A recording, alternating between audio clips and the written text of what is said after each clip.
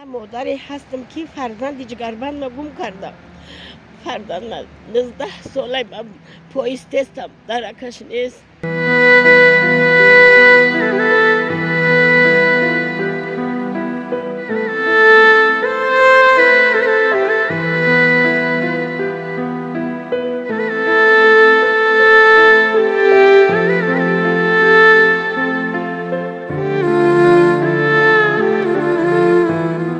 با فرزند شما را در کجا دیده گیان؟ سمر ده بود. مردی کار رفت بود کتی بچه های مکیش راسیه برگشتم بچه های مرا گم کردن نمیدونم. بغضای با فرزند داره نوچه جان؟ 3 تا دختر دارم با 1 تا بچه دارم. بچه من نمیدونه بچه مایدکتونی بچه تونه نمیدونه فقط یگون نفر که بدونین که زنده مردنی بودن من بفهمم خودم ما جمع کنم شبای درست خواب نمیبره برای بچه سگ حفظ کنم من میخیزم راه میپالم رفت اگه جو شبا گشتن نگاه میکنم که بچه من نباشه چند مونده این نگاه کرده راه ما بفرست شده میشه تیموس همین نوارا با دوستا با رفیقاتون پرد کنه که شما شاید سبب منم خرسندی مادر شین که نمیدونه کاش که جدای پرسون میکنه من گفتن نمیتونم بپرسه همین بچه های همین راسیه را همین بچه هایی که گشتگی جهانو دا گشتگی همین بچه های مرا ببینه همین خمده پرسون همین خبرش برسونن همه کلی بچه های همین راسیه نو دا رحمت میگو.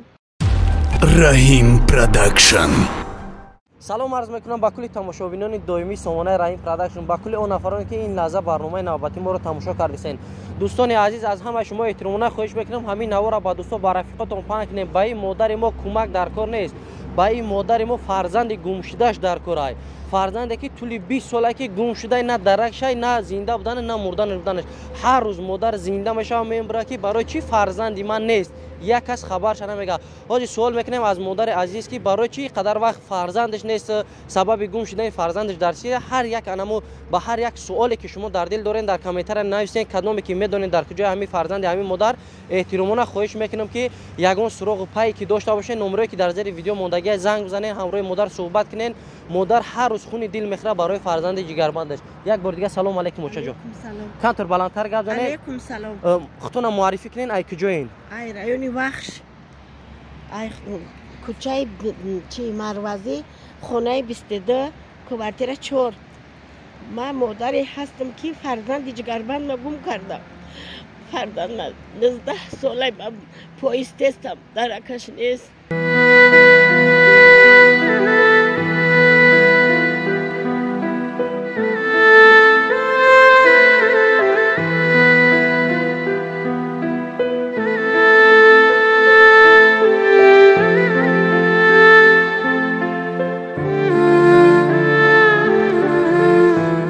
اخیرا با فرزند شما را در کجا دیده گیان؟ سمر ده بود. مردی کار رفت بود کتی بچه های مکیش راسیه برگشتم بچه های مرا گم کردن نمیدونم زنده مردش نمیدونم که جدای بچه های من. بعد نگفتن که برای چی فرزند شما نیومد سببش چیه؟ گفتن که ای ما خر کده برو اومده برفت 1 تا بچه بود 1 بچه بود دیگه نمیدونم. نام فرزند شما چیه؟ عادل بهادر. یگان صورت یگان عکس چه داری که برای مردم پیشنهاد کنیم؟ ها دارم صورت چه کنی امی وایده همیه یا اینا دوستان عزیز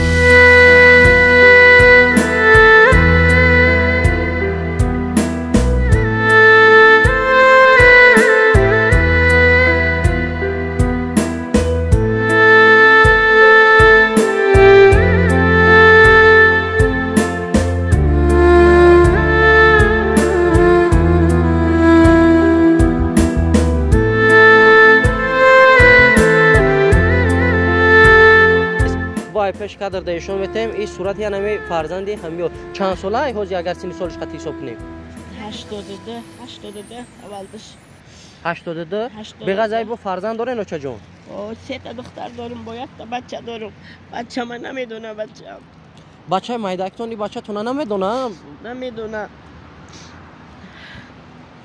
دیدین دوستان عزیز بعدی بچه همین بچه‌م 16 سال نکردگی زنک بچه کردم نمیدونه کشک جدای پرسون میکنم من گفتن نمیتونم میپرسه که مثال اکم که جدای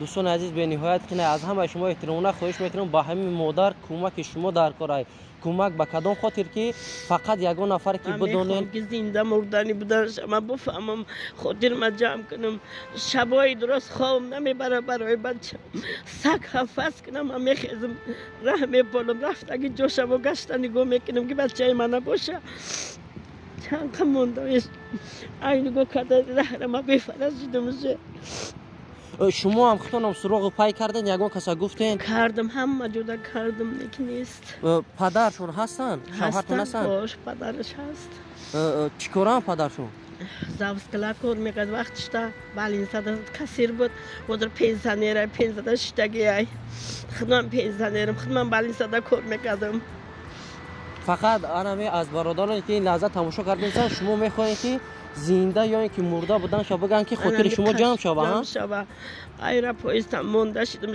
3 ساله شدم بچه می پای ما قشلوق در مثال همسینفا یگان کسی که مسکو برا با میرن میپرسن که مقصد دیده ندیده میپرسم هم تنگوشا میپرسم کسانی که قشلوق در میشنوشن همی شهرکی وقت در میشنوشن میپرسم بچه مرا ندیدی بودری مرا ندیدی گفتم میپرسم یگان برای یگان کسم یگان خط خبر نشید که در یگان جو دیدم و خورده یا خیلی دیدم گفته فهمدم کدن اخیرام خطی نمیزیل فیا رفتم همه بچه گفت که من دیدم گفت ای همون چنه مزم نیست ای برا نزدیکی قطع شد همه کاران دیدن نزدیکی گفت دیدم دروغ کردن یا راست گفتی دروغ گفت بچه دیگه بوده گفت فهمدم کد اول گفت که دیدم بعدا گفت که با دیگر بوده دوستان عزیز یک کار ایده من همه عکساشا یک لحظه ما ایشون بتم عکسایی که فرزندی انای مادر ای اپاشای مایدکی خودشون بخچه میرفتن اردش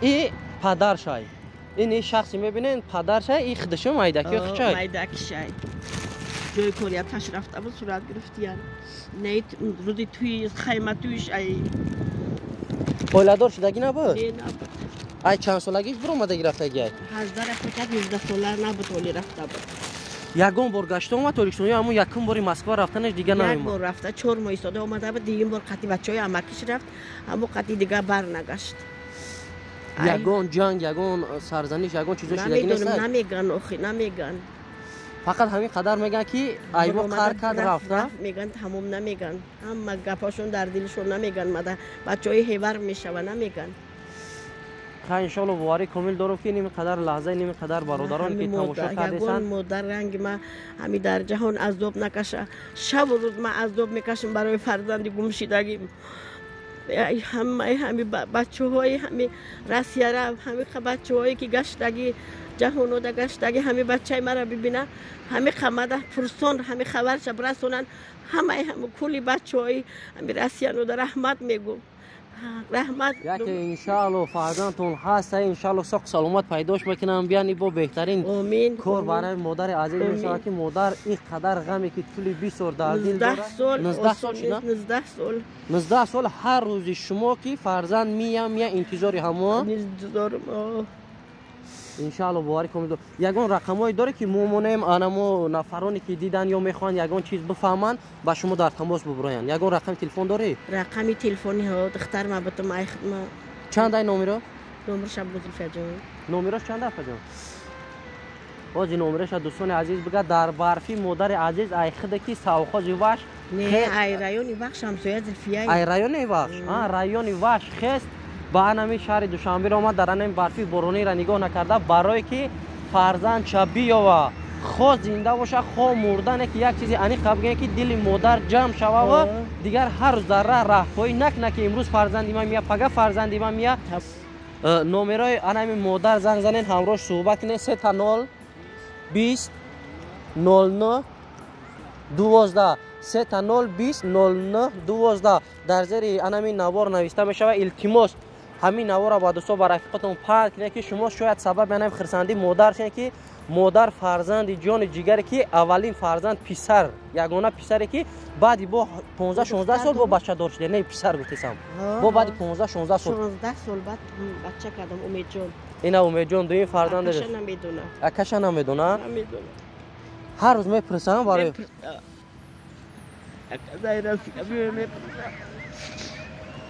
فقط احترامنا خواهش میکنم که انا این مادر آب دیدهش نرسونیم مایلش خبری بدم باشه خداوند که مرده شه هیچ کره ایشونت نه که خبری بدم باشه گپ زنه که مادر دلش خاطر جمع شوه نه که التماس از همه شما احترامنا خواهش میکنم گپی راست گپ زنین دروغ نه برای که مادر هر یک سخن شما در دل مادر میداره با تمام سر ماینه سر کارا میکنه برای که چخیل یک نفر گفت که فرزند دیدم هر روز شما که فرزند میاد رفته نه پیش گپ دروغ بوده همیشه ما خوب نکردم پیش شما میام گفتم من خوب نکردم همیشه ان شاء الله یک دعا شما میتونن اون نفرایی که این لحظه الکای فرزند شما را در جستجو شدن الهی امین الهی آمین. کسانی که بچه های مرا دیدین خداشون سرشون سبز باشه دلشون روشن شوه.